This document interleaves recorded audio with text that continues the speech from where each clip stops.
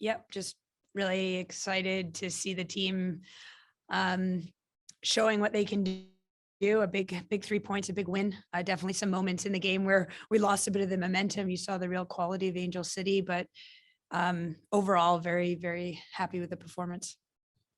Hi, Rhian.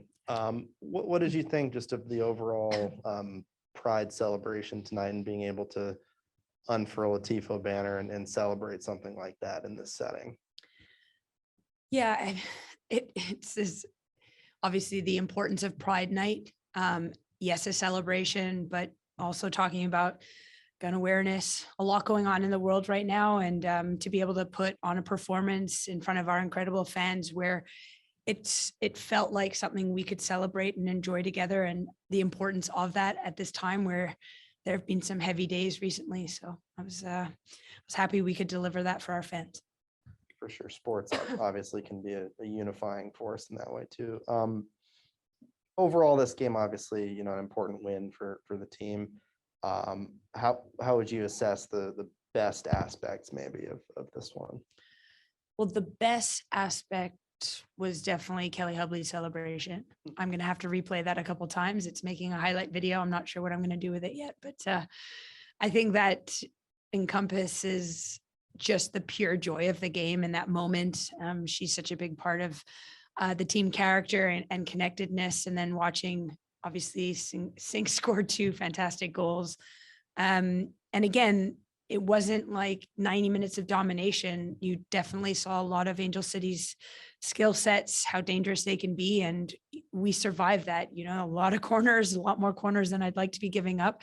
But it's huge recognition to our goalkeeper and our back line, as well as the work from our 9s all the way down the field to make sure that we're clearing the ball off the line, that we're making sure that we keep them away from the net. So it's a big performance defensively as well as in attack.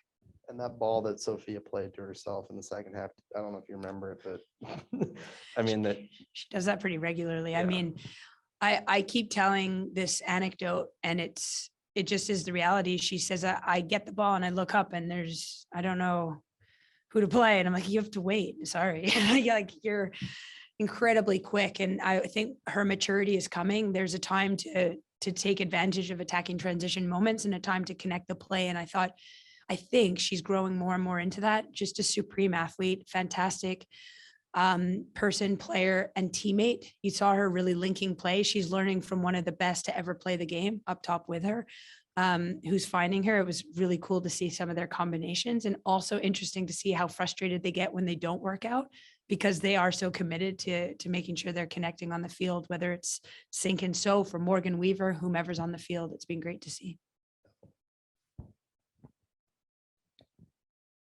Long-winded, sorry about that. Talk a bit about Hina and her growth. I know you've talked about her before, but she played the great pass to Sink, but she seems every game to be getting a little more comfortable on the ball. Not that she wasn't to begin with, but just talk about her adjustment to the NWSL and this style, how significant that is for what you want this team to be. It's hard to find the superlatives for Hina. I mean, she is first a ray of sunshine. We have so many players like that who come in with this giant smile on their face, and it just changes the whole mood. It does rain quite a bit here in Portland. So having these players show up with this big smile, she's working in her second language. I think her comprehension has been fantastic. She understands so much. We still are using an interpreter just to make sure she understands everything, but you can see the players connecting with her on and off the field, how they explain things, how those friendships are starting to blossom now, which I think is allowing her to play with a lot of freedom. She's obviously fantastic from day one when she showed up, but you're really starting to see how comfortable she's becoming on the ball and the connection she's making with the players around her. It's great. You mentioned the 11 corner kicks in the second half. Yeah. How much the way that unfolded and the way this game unfolded was what you want to do versus the way Angel City wants to play and really attack and go for it? Well, the plan was not to concede 11 corners. So I'll make that, I'll own up to that. we have been giving up a lot of corners. I think it's a testament to how we defend. We get a lot of numbers back and we block a lot of shots. So you do give up corners like that. We're going to keep working on it. We knew they were going to come out and try and press. That got more and more clear as obviously as we scored 1 or 2 and then 3 goals, just how high pressing they were.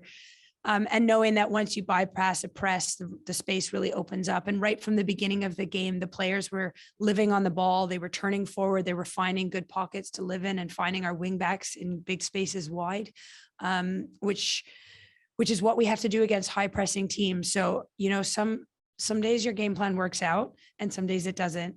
And today it worked out for me and not for Angel City, but you can see again how dangerous they can be because they had sustained attacks for quite a lot of the game at certain times. So I'm highlighting that because I want to give credit to what they did, but also to give credit to my back line and to my goalkeeper because it wasn't a 3-0 blowout game. It wasn't absolutely, it was earned in all aspects of the game today.